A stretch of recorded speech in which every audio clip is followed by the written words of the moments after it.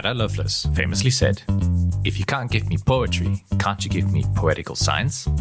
The very world of science and research is dramatically shifting with the emergence of generative artificial intelligence. With Google's NotebookLM as well as many other tools, have we as humans lost our advantage of reasoning and creativity? Welcome to the Grand Challengers Podcast, a show about inspiring individuals who are stepping up to tackle the global challenges that our world is facing in their own unique ways. This is a special mini-series on Google's NotebookLM, featuring previous guests from the show and insights into the potential and perils of generative AI in science and research. Join us on not only this little experiment, but also some deeper dives into key topics we have covered on the show so far. From urban nature-based solutions, climate change, urban planning, ecology, livability, and even perspectives on AI in our urban environment as well. AI is here to stay, accessing our vast collection of human knowledge, summarizing and synthesizing it, and presenting us with generated words, images, videos, voices, and much more. So join me, Peter Marcus Bach, and my guest on today's episode, Martijn Kuller, on this journey as we explore how AI can creatively spice up our work, also how concise it can distill the different dimensions of planning water-sensitive urban design. Please enjoy.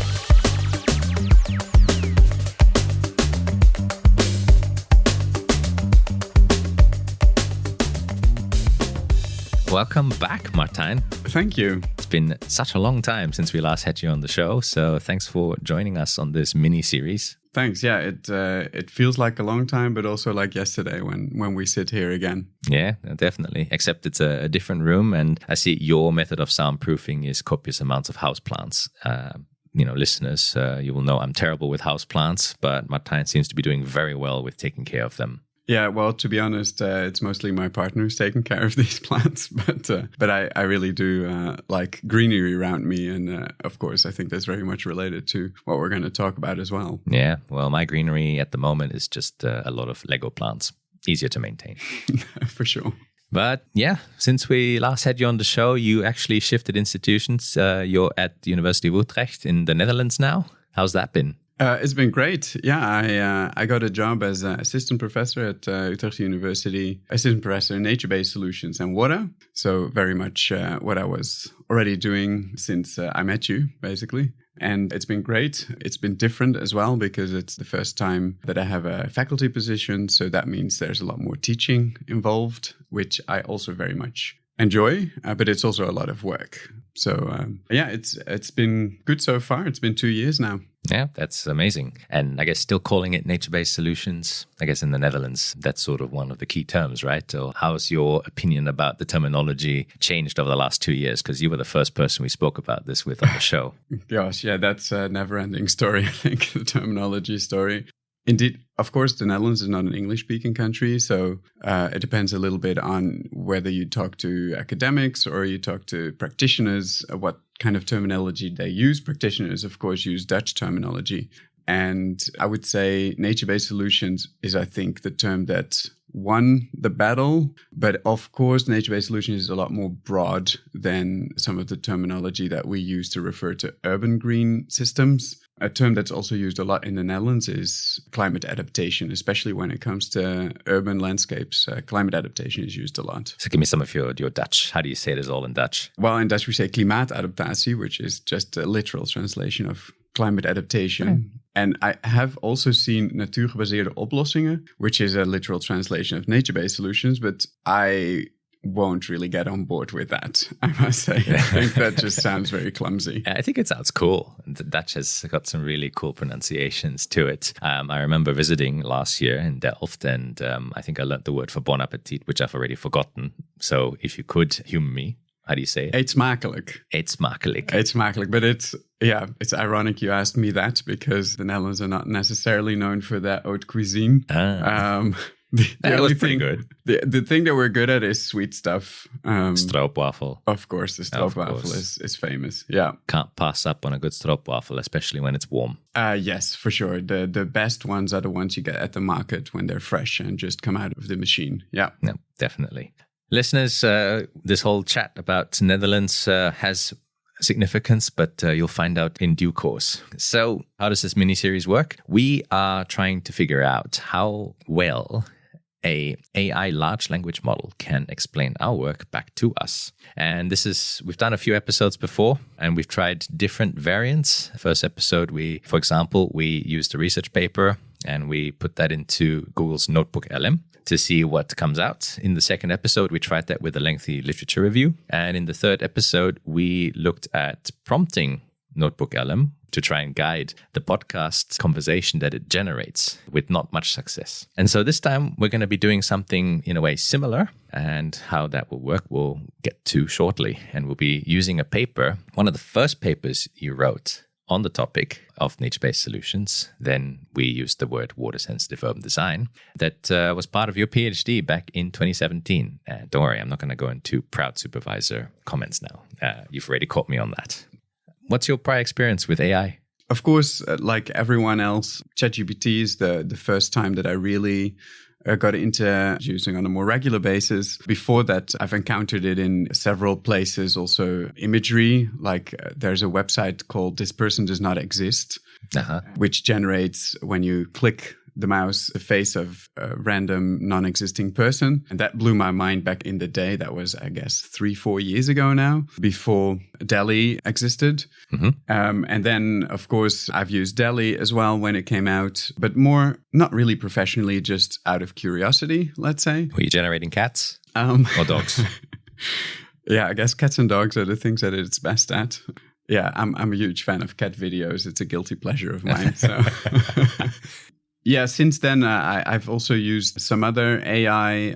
I currently use Copilot quite a bit. I also use it a bit for coding. And I use NotebookLM. I think NotebookLM is actually one of the more useful ones for me. Okay. Because it's so good at summarizing and getting the main information from text. And of course, as an academic, I rely on a lot of text. And this just helps me be faster in what I do.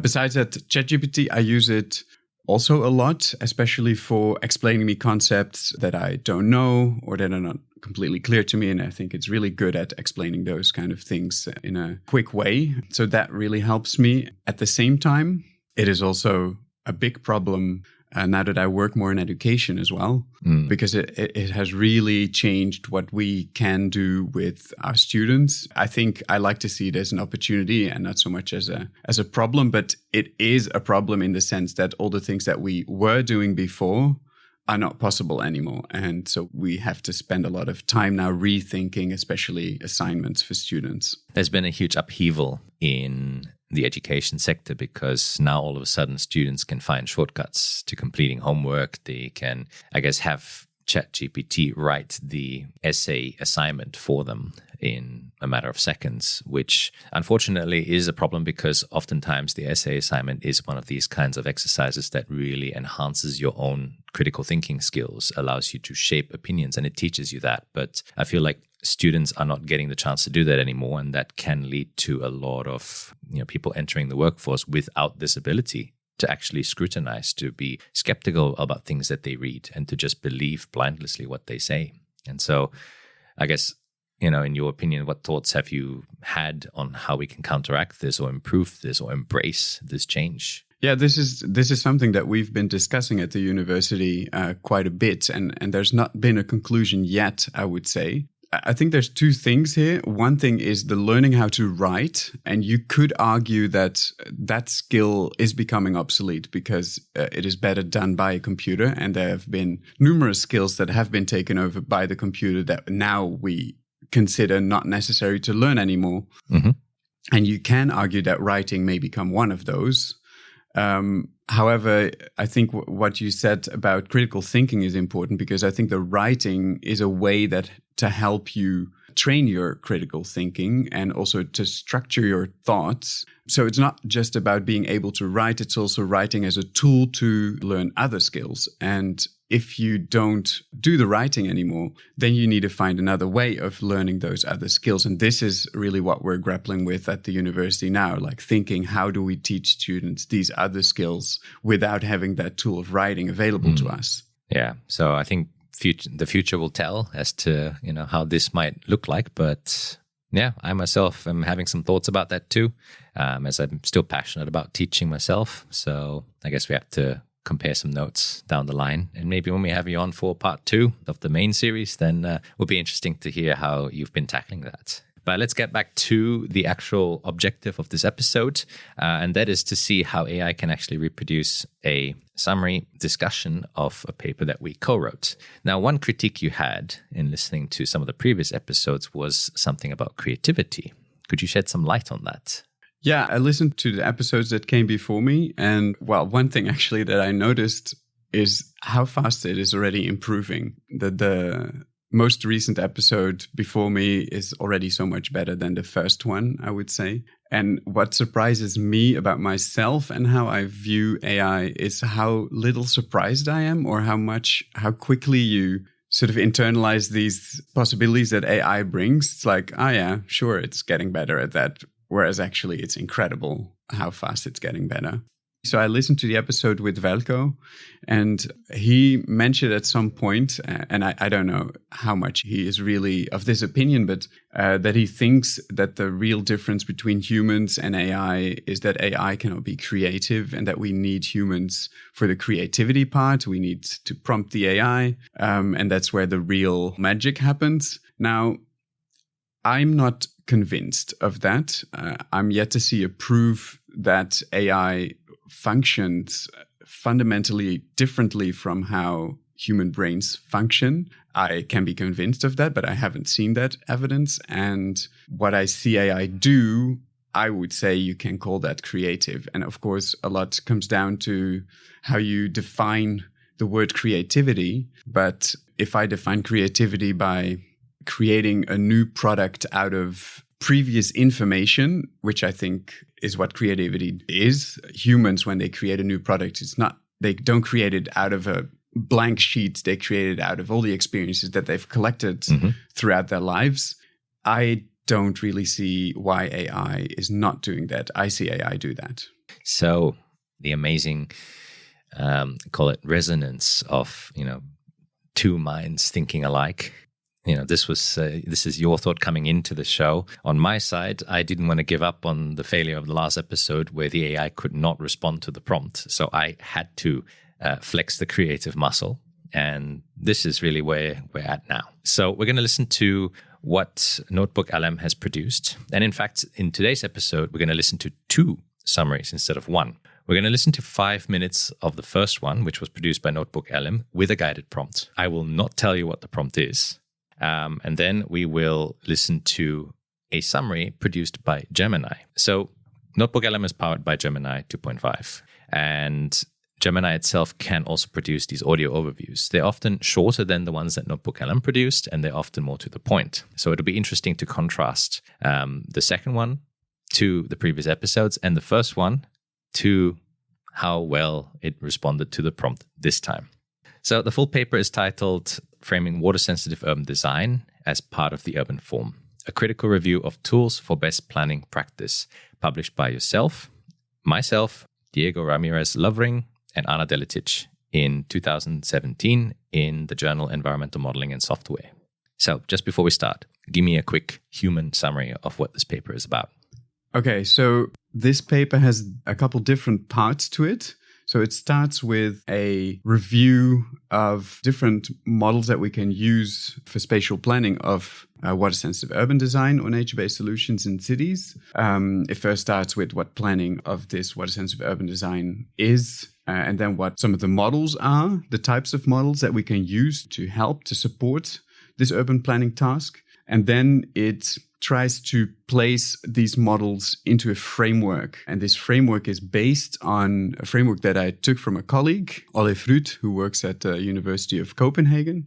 And it's a framework of 3 dimensions. It's a space dimension, a time dimension, and a human decision-making dimension. And if you take these 3 dimensions, you have 3 interfaces between 2 of those dimensions. So you have the interface between space and time, the interface between time and human decision-making, and the interface between space and human decision-making. And these 3 interfaces is what I use to organize the models that we have into. So I say, okay, well, if we take the dimension of space and time, we find the biophysical processes, and the models that relate to those biophysical processes or try to forecast or predict these biophysical processes or simply describe them are one category of models. And that category of models, I framed it as WUSUD as part of the urban water cycle. Mm-hmm. And then there is the interface between space and human decision-making, which is the one that I'm most interested in, which are the spatial strategies, WUSUD as part of the urban form. And then finally, there's the interface between time and human decision-making.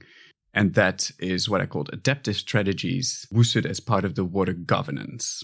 And perhaps one of the important aspects also in this paper is understanding how the ecosystem services sort of link back to the planning of water-sensitive urban design, or WUSUD as you call it. We like to speak out our acronyms rather than just spell them out. And that basically distinguishes between two parts. Yeah. On the one side, the actual implementation of it. So WUSUD needs a place. And on the other side, the benefits it provides or can provide. So a place needs WUSUD. Yeah, exactly. So the next part of the paper is about this spatial strategies.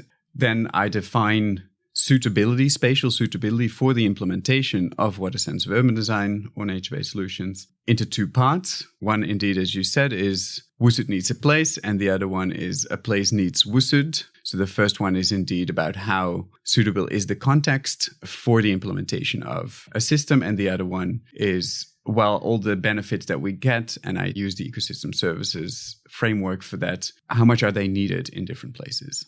Great. Water-sensitive urban design is a mouthful. Even just saying WUSUD, it's already two syllables. I don't know. We need something that rolls off the tongue a lot better. I guess that's where we have the new terms, right?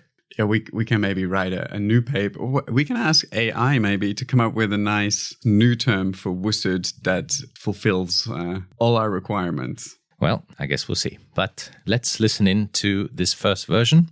Like I said, it's been prompted, and I will only tell you what the prompt is after we've finished. I'm curious. You're curious. So without further ado, let's listen in and do assist me with some translations when necessary. You know, it's surprisingly tricky in our gazellish cities, how rainwater actually makes its way around.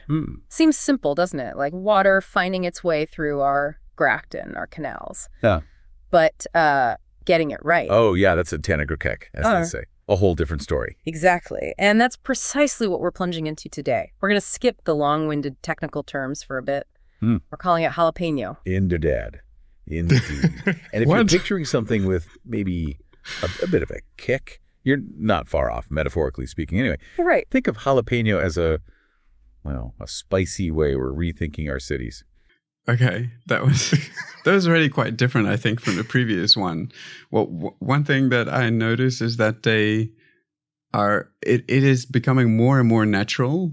Like they speak at the same time and they make noises. One thing that's interesting is that the voices are always the same. I wonder if they can also have different voices. And the accents are also always the same.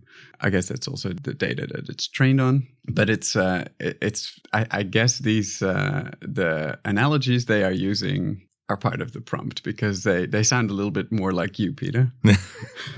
Well, Martha and Stuart, I think, are happy with their voices as we've dubbed them in the previous episode. But yes, let's comment on the obvious elephant in the room.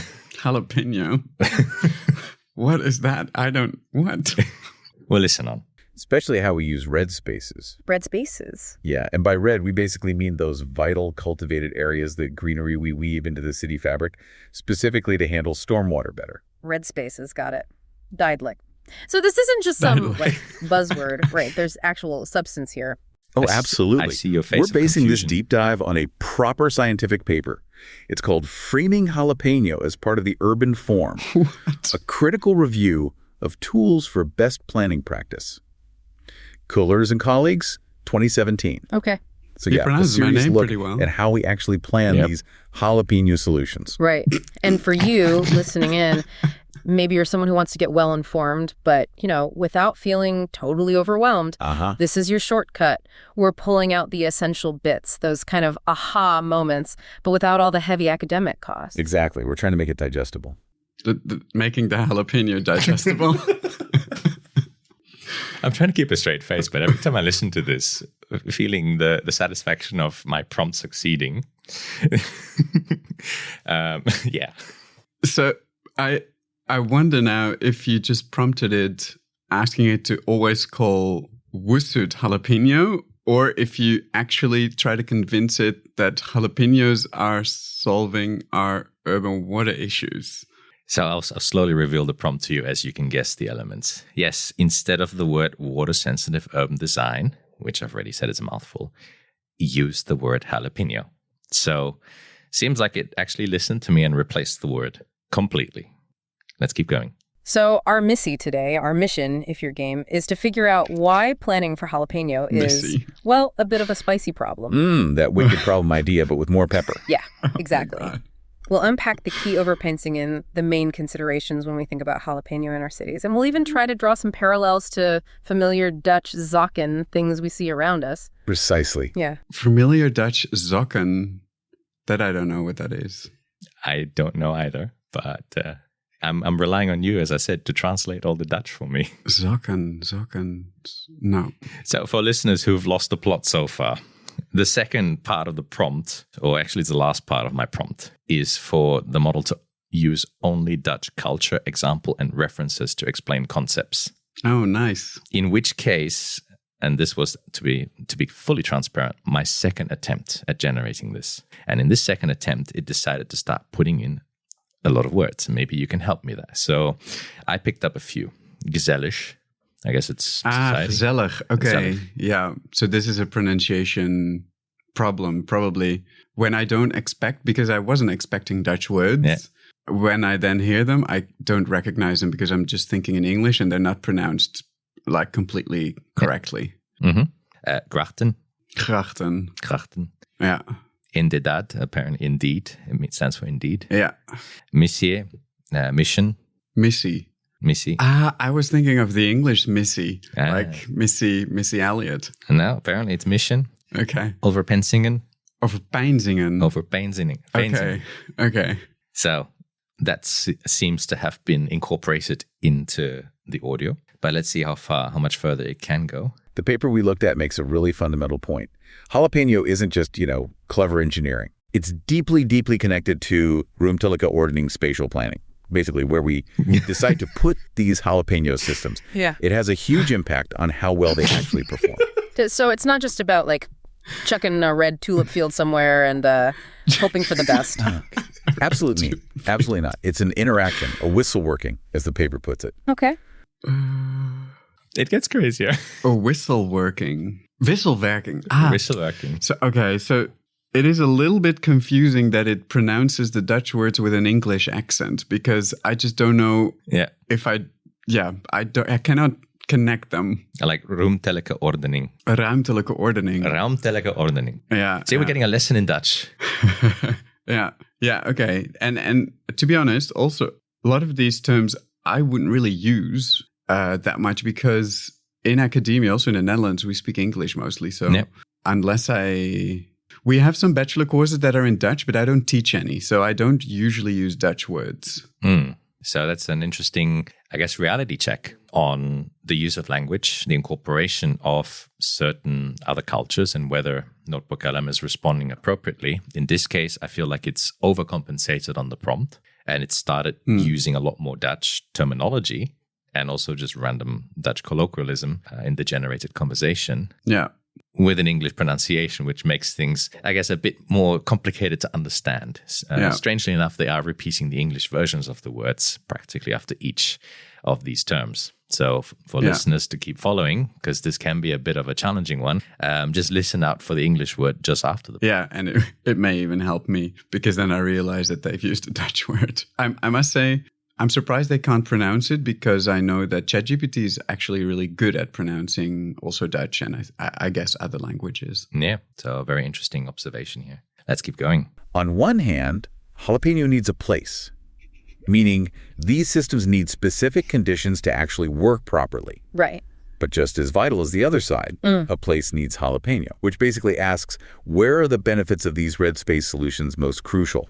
Where do we need them most? Two sides of the same pittish coin, spicy coin. So the paper must offer some Rick Lane and then. Some guidelines, like a recipe for planning this stuff successfully. In a way, yes. In Securezen, it highlights 3 main principles, Hoofdprincipes for good jalapeno planning.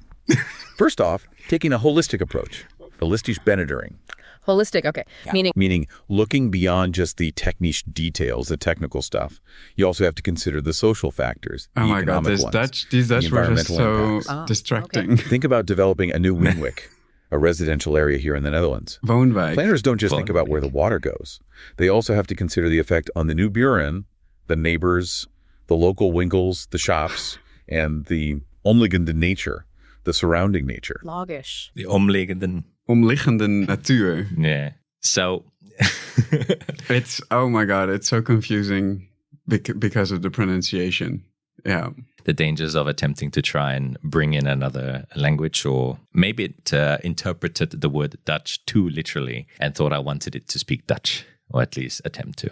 But I think it's still a drawback of a lot of these models. They are very good in a single language, but I think being conscious of how other languages pronounce it or how they express the terminology, that's something that we as the listener have to obviously be very careful of. Yeah. And I think what you intended with the prompt is maybe to use some Dutch words for fun, like that are like some keywords or some fun words, but it seems to have selected just random words, because I think the words that it's translating into Dutch are not necessarily fun or key. So, and we'll provide a translation of some of the keywords it used in the show notes, listeners, so in case you want to go look it up to see. But I guess on a different note in regards to that, as I said, the prompt was use only Dutch culture examples and references to explain concepts. It's actually, as far as I understand, tried to use relationships in the Netherlands, as far as planning is concerned, to explain some of these concepts. Okay, it brings in the odd tulip field or so, but other than that, it actually seems to focus on the Dutch context. I guess so. I must admit that I've been so distracted by trying to understand the Dutch things that it's saying that I haven't fully followed what it is saying. Yeah. So I guess I would need to listen to it again, I think. As a first reaction. And yeah, different from the previous episode as well, as I have pre-listened to this one, given that I had to make sure the prompt succeeded for science and for the show. But you are listening to this for the first time. So yeah.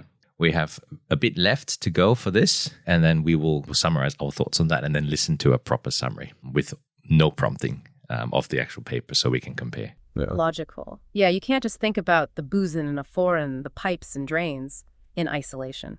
Makes sense. What's the second principle? The second one is considering all relevant scales. Alle relevante schellen. Scales? Yeah, from a single house, one house, all the way up to the hele stad, the entire city. Just imagine water management in a really dense area like Amsterdam is completely different total honors than in a more rural province, say Friesland. Right.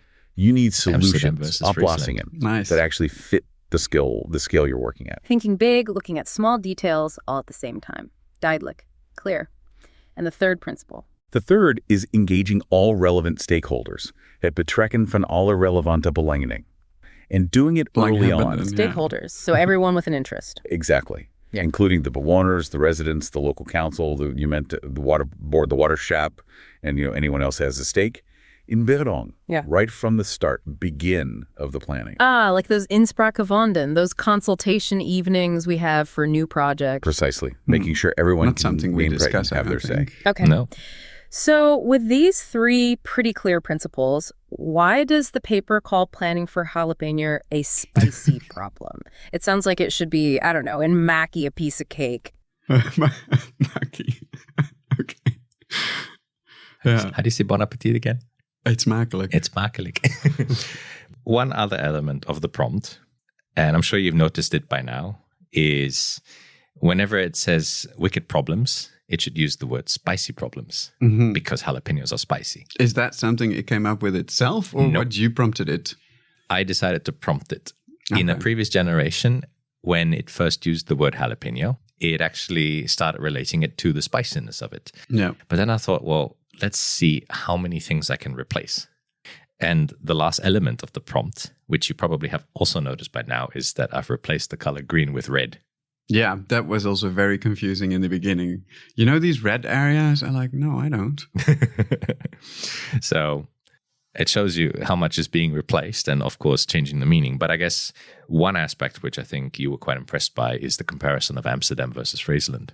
Yeah, so it does really take the local context in that sense. And it also has a certain understanding of the local context because obviously Amsterdam is the biggest city in the Netherlands and Friesland is one of the least densely populated areas in the Netherlands. So, and funnily enough, it's also the two areas that are most connected to me, maybe. But Okay. that I didn't know, of course, but because I lived in Friesland for a long time and both of my parents are from Amsterdam. Well, that you hope it didn't know, because you never know. Gemini uses YouTube and the podcast is on YouTube. And so your episode could have been scanned in the training data. True. I'm not sure if I've ever said this before, but I don't think you have, but yeah. Either way, also what's so important to realize here, listeners, is that we don't actually talk about Dutch examples in the paper. So NotebookLM is actually trying to explain these concepts, many of which we do mention, especially the 3 principles, in the Dutch context,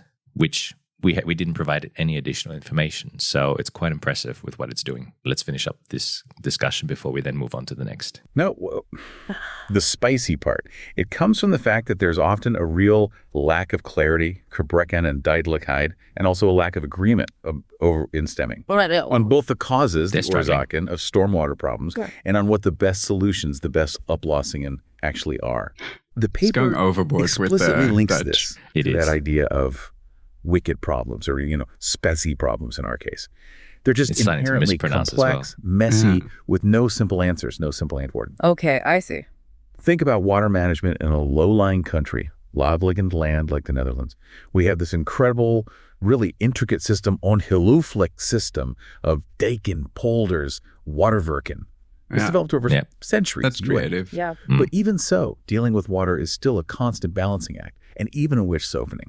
And there are always many different opinions, verschillende meaning on the best approach, the best aanpak. So it's not just a technical puzzle, a technique puzzle. It's a people puzzle too, a mensen puzzle. Exactly. That's where it gets interesting. Yeah. And maybe a bit pittock, a bit hot, like a good jalapeno. I'll spare you the rest. The actual conversation is a lot longer than this, but I thought this is enough to sort of show what an incredible amount of prompting can do to modify the entire context of the episode. Yeah, and it seems to really actually focus on the prompt because it has gone overboard with using Dutch terms. I think if you were to prompt a person to use Dutch references, it would probably be more moderate in doing that to keep it fun. Yeah. Nope. So one more time, the prompt had a few elements. The first one, replace water-sensitive urban design with the word jalapeno. Replace uses of the color green with the color red. When talking about wicked problems, use the word spicy problems, which it did most of the time, but then it occasionally encountered the word wicked and said it again. And then finally, the whole Dutch context to explain all the concepts in the paper. Other than the other final prompt, which was to make it short and funny. Yeah. Well, it was is this the end of or is there more?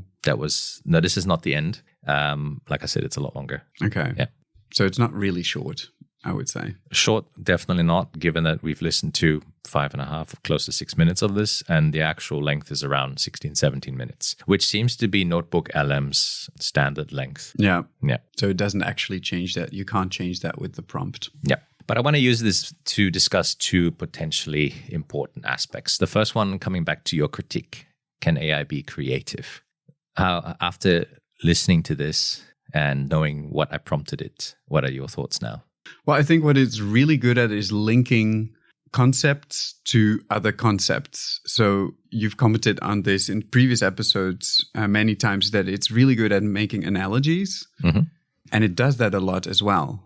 And it does that here in this episode as well by linking the concepts from the paper to the Dutch context. Yeah. And it obviously also knows a lot about the Dutch context. Mm-hmm. So it's really good at that. That is, I think, a part of creativity. I don't think it's all of what creativity is. I think creativity is also maybe coming up with something completely new from everything that you know. I don't know if we really see that here, which doesn't mean that it can't do that. And maybe if we prompt it for that, it will do that. No, that is very true. I think here the strength is really to take information that is published in a particular scientific piece of work, peer-reviewed, and to then draw connections to areas or, spatial contexts, or maybe even temporal contexts that seem completely distant or irrelevant even to the practice itself. I mean, water-sensitive urban design, very much embedded in Australian water management, has its own guiding principles. There are subtle nuances between what we call water-sensitive urban design or nature-based solutions or sponge cities or whatever term you want to use. And they're all embedded in the cultural and historical context of the locations where these terms emerged. And geographical. Geographical especially. And so here, we're able to somehow create those relationships, which I think as humans, we can still try to, or should as humans scrutinize to see how well that connection that the AI has drawn actually applies in reality. Yeah. One thing that, for example, it doesn't do is it didn't use the word WADI, which is a word that we use a lot in the Netherlands for climate adaptation or for WUSID, which is basically a Dutch word for bioretention system. This would have been really nice because I think that is something that you want if you are trying to learn about a different context. You really want to hear those kind of words. Yep. So not bad for first attempt, but still with lots of drawbacks. Yeah. And it also brings me to the second point, which is probably quite an important aspect as well. NotebookLM is designed to not hallucinate as much. Yet we can see through this prompting that it can still basically listen to what the user gives it and can use this ounce of creativity. It kind of disagreed with us in the previous episode, but here it just went along and it replaced words with the words that we wanted it to use. Now, this, of course, has serious consequences. Now, I've used funny words, very obvious, different words to highlight that it's, that I'm obviously playing with the AI. I'm obviously modifying the content. But in a real context, I could have just as well gone and replaced water-sensitive urban design with the term nature-based solutions or sponge cities. And it would have probably listened to me, but it would have changed the meaning of the paper and it would have also changed the accuracy of the information. Yeah. Yeah. So that is a risk. And if you ask an AI yourself, then you are in charge of what it does. But if someone else does it for you, you don't know what the prompts are, then you cannot rely on the accuracy. Yeah.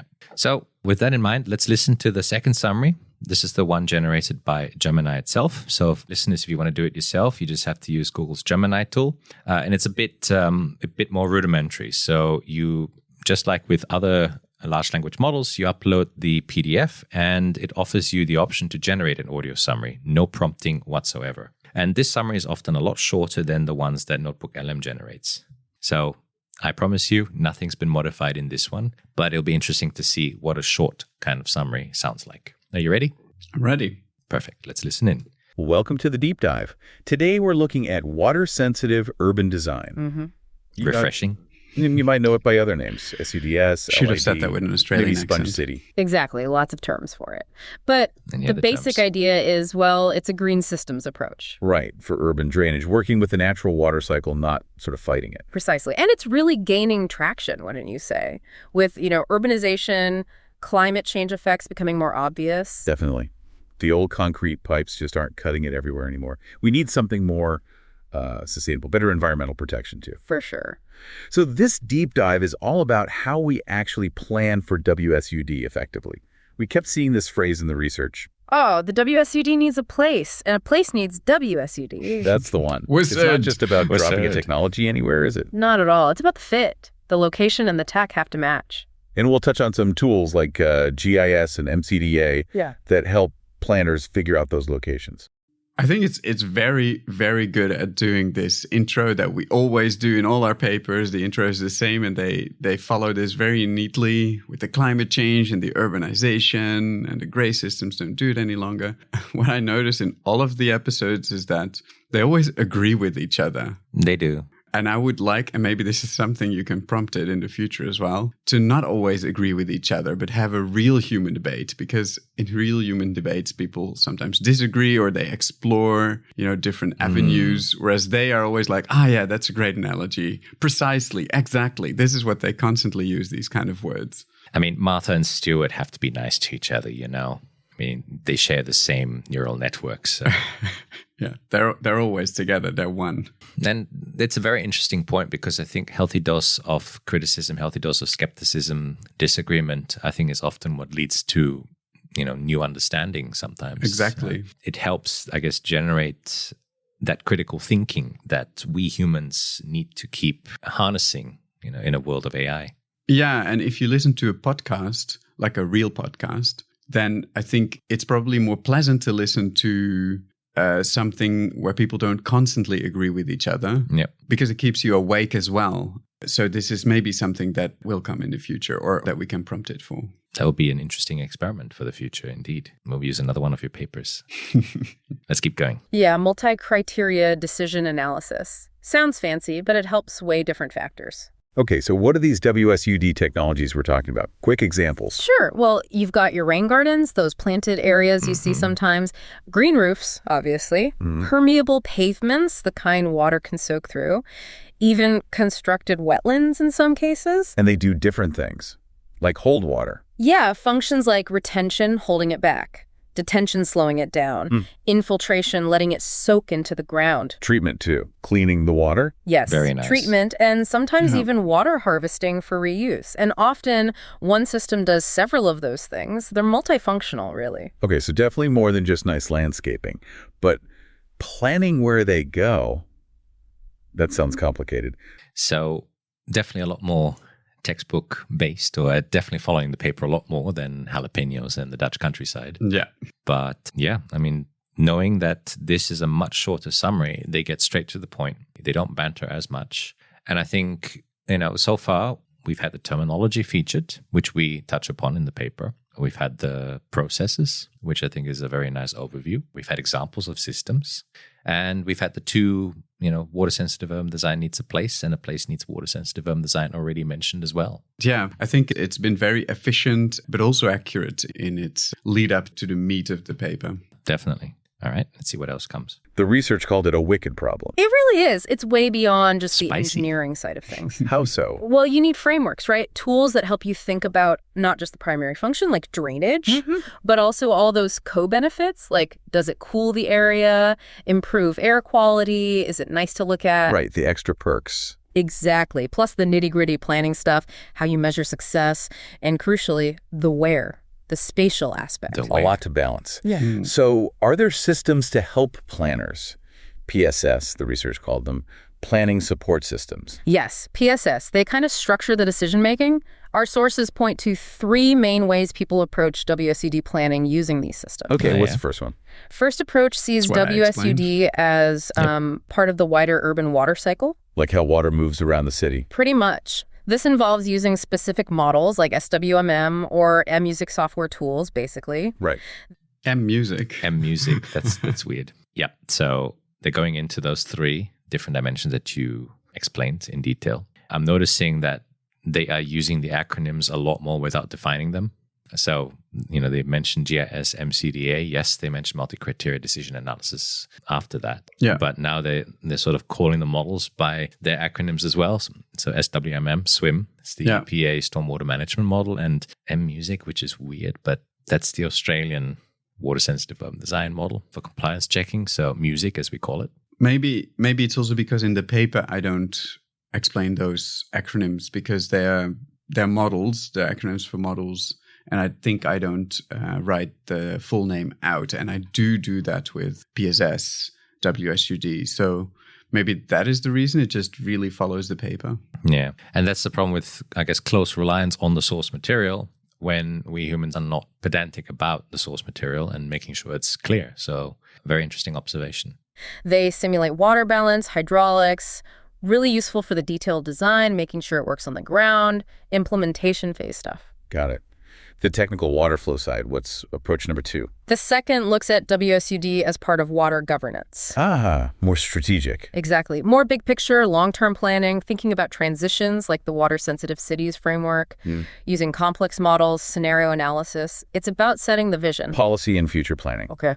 And the third? The third focuses on WSUD as part of the actual physical urban form, how it fits into the city's layout. Okay. So this uses things like planning simulations, tools to help select the right tech, like that MCDA we mentioned, SUDS-LOC is one example. Right. Evaluating the benefits of different technologies, and importantly, Another spatial model. suitability analysis, which brings us back to GIS-MCDA. Geospatial tools combined with that multi-criteria analysis. Nice. Wraps it up really nicely. I noticed that it changes the order in which we discuss this in the paper, Interesting. but it does it in a way that makes sense Yep. logically. So that is actually higher order thinking, I would say.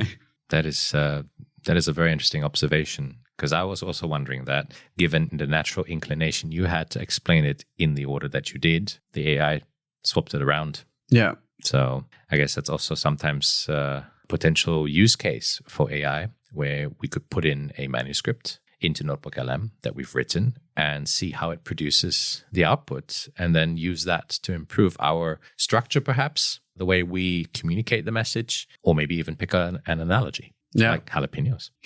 Maybe not the best analogy, but I like spicy problems. certainly a good one. I think spicy problems, we should campaign for spicy problems instead of wicked problems, because I think spiciness gets us to act. Let's keep going. Why is that combo so promising? Well, it's spatially explicit. You can see it on a map. Visual, yeah. It lets you layer up lots of different factors, incremental social cost, and you can even incorporate what different people, stakeholders, actually want or prefer. Okay, makes sense. So let's really dig into this core idea. WSUD needs a place. What does a good place give to the WSUD technology? Right, so think about 3 categories of factors. First, the biophysical stuff. Like the actual land. Yeah, the physical environment. Soil type is huge. Permeable soil is vital for anything based on infiltration, right? Makes sense. Slope, really steep slopes are usually a no-go for most WSUD. Then there's local hydrology, climate, the existing urban fabric, buildings, roads, even what kind of ecosystem is already there. So the natural and built conditions. What's the second category? Socioeconomic factors. Maybe less obvious, but critical. Like? Things like waste management. If you have bioretention systems like rain gardens, but trash collection is poor, well, they just fill up with litter. Yeah, I can see that. Demographics matter, public awareness and values. Mm-hmm. Do people understand and want this stuff? Social cohesion, even political stability can play a role in long-term success. The human element. Definitely complex. And the third factor for WSUD needs a place. Planning and governance. This is about land availability, development opportunities, or constraints, like existing underground utilities. Land value, zoning regulations, the type of development, is it new, or are we retrofitting an older area? All that shapes what's feasible. So it's gone through the one side of the coin, which is very fascinating to see how they're explaining all the different criteria and the diversity of it in a very concise way. Actually, quite fast, almost too fast for me to follow sometimes, because I can't figure out where the sentences stop and the new ones start. Yeah, it's very efficient, actually, if you want to go through a paper, because it is going really fast, but it is actually not skipping important information so far. No, definitely not. And it's been quite thorough and giving a very clear overview of why we need these two sides of the coin. And in this particular case, it's, we need to find the space for it. But there's often a lot of constraints, the soil or the planning regulations, socioeconomic factors. We want our systems to succeed and to actually, be cost effective when we implement them. And these can constrain it. Let's see how it handles the other side of the picture. Okay, so that's what the technology needs from the place. Now let's flip it. A place needs WSUD. What problems are we trying to solve? What benefits does the place get? This is where we talk about ecosystem services, the benefits nature provides. Keyword. So provisioning services might be relevant, like improving fresh water supply, maybe in water-scarce regions. But often it's more about regulating services. Like controlling things. Exactly. Improving air quality, mitigating the urban heat island effect, cooling things down, managing urban drainage, especially where you have lots of impervious surfaces like pavement. Flood control. Definitely flood control. And water purification, improving the quality of water running off into rivers or lakes. Okay, those are really tangible benefits for the area. What else? Then you have cultural services, aesthetics, making places look nicer, educational value, fostering social cohesion by creating shared green spaces, recreation opportunities. Quality of life stuff. Yes. And finally, habitat or supporting services, providing refuge for plants and animals, boosting biodiversity within the city. It really links everything together. It really follows the structure of the paper. Yep. and it gets this priority.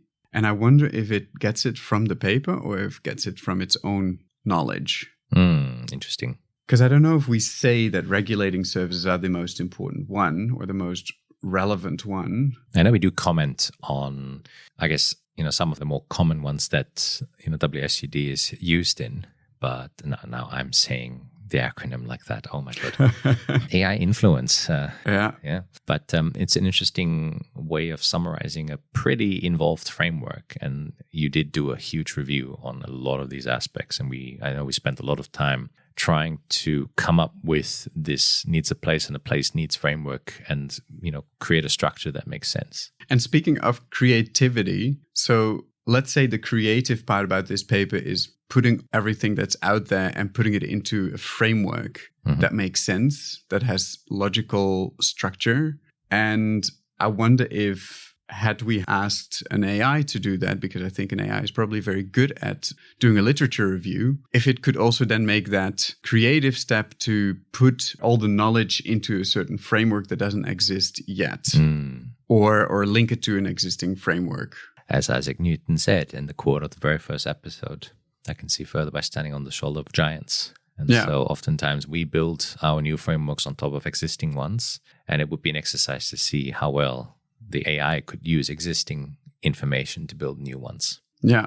We have a minute left in this summary. As you see, it's been quite fast. So let's see what it offers us in this final minute. The research mentioned the specific table 5, that connects these suitability factors to specific technologies and planning needs. Exactly. It maps it out, showing how, that's the first time. Soil type influences your choice between a rain garden or permeable pavement, and how that choice addresses a local need like flood control or habitat creation.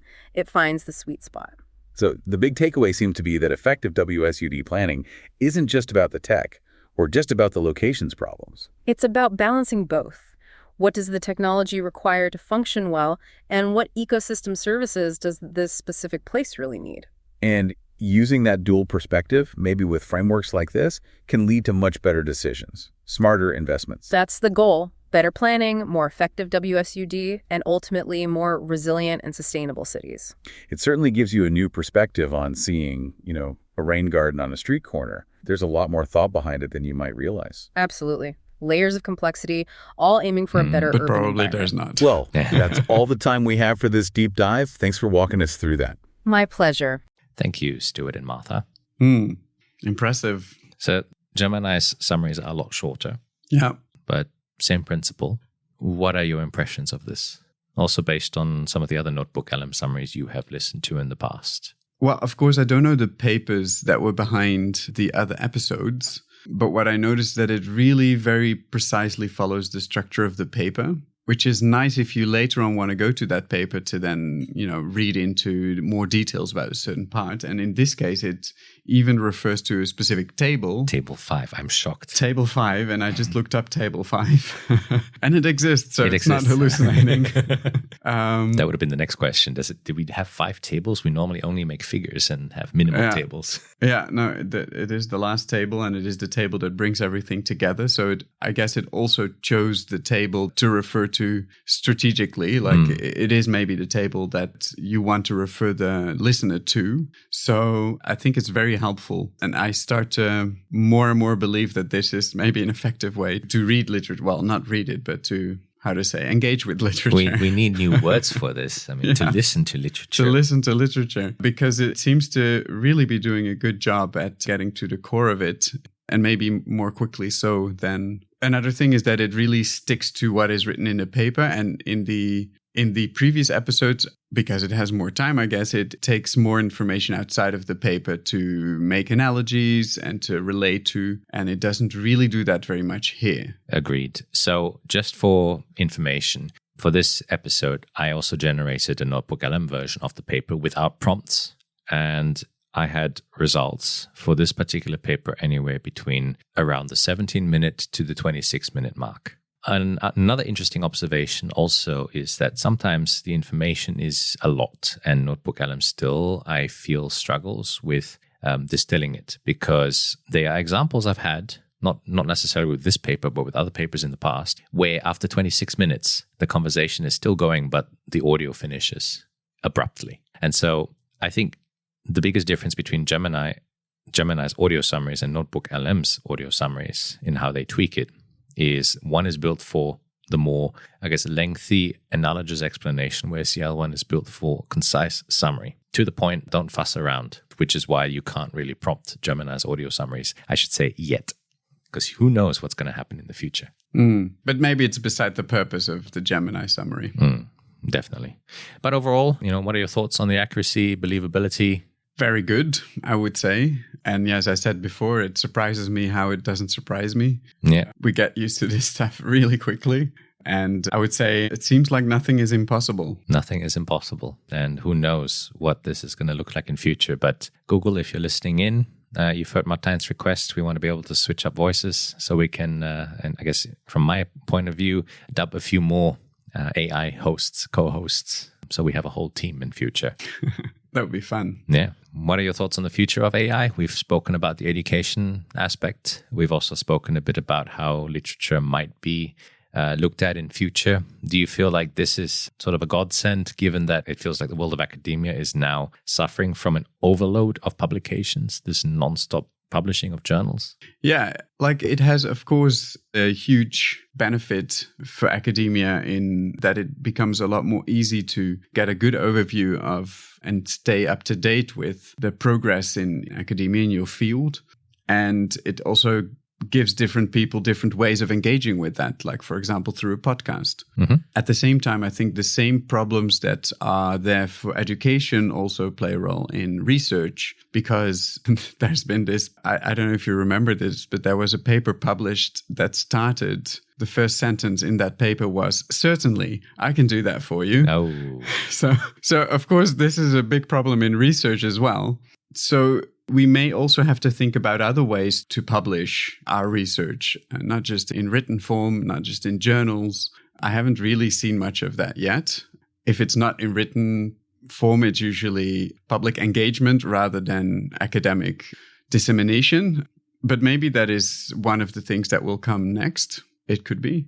Yep. Of course, the real big question, I think, is if it is truly creative, because I think in research, that is maybe one of the most important things, is to be creative, to really come up with new knowledge, with new methods to get to new knowledge from what we already know. And, well, one thing that AI cannot do is it cannot do an experiment or go out in the field. It can only use data that is already processed, or at least is already digital. So, of course, that is a limitation currently, but that may not remain a limitation. Yes, you've got to be aware of that. I said that in the previous episode, that it can't load our dishwasher, but Veljko kindly pointed out a few examples of research that's happening. And since then, I've seen videos of people testing humanoid robots, especially in tripping them on purpose and then recovering from a fall. So it's scary how fast things are changing. But, yeah, so perhaps robotics are the next big step.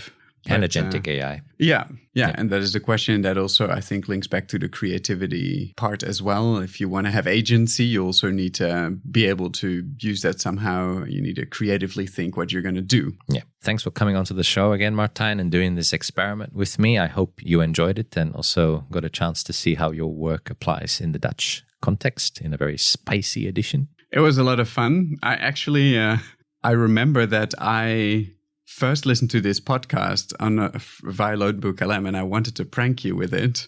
And I called you up. I can still see myself. I was traveling by train. I was at the platform of the station calling you. And then I asked you if you knew this, and you didn't. And I was like, damn it, I shouldn't actually have told you about this, because it would have been so much fun to prank you and say, look, they made a podcast. Your job is gone. Yeah.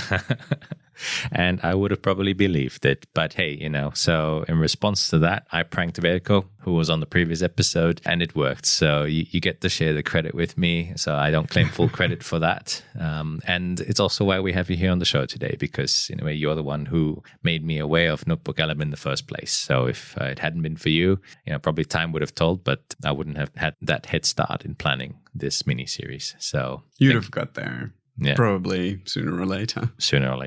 But thank you for coming on, Martijn. It's good to have you back, and I hope to have you on for a main episode sometime in the near future as well. Nice. I'm already looking forward to it. And thank you, listeners, for tuning into this mini-series. And I hope this 4th episode has shown you yet another different way of using NotebookLM, but also given you a cautionary tale that we always have to be careful with AI and to be skeptical and to never lose that critical thinking. So yeah, do check out the show notes for more information, and thanks for joining on this mini-series, as well as also tuning in and your support for the main episodes of the Grand Challenges podcast.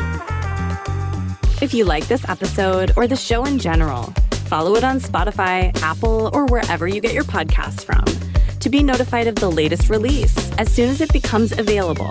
Check out the show notes and many other episodes over at petermbach.com/podcast, or join the LinkedIn group and share your thoughts. The podcast's intro and outro song for this mini-series is called Funky Fortune by Danny Shields.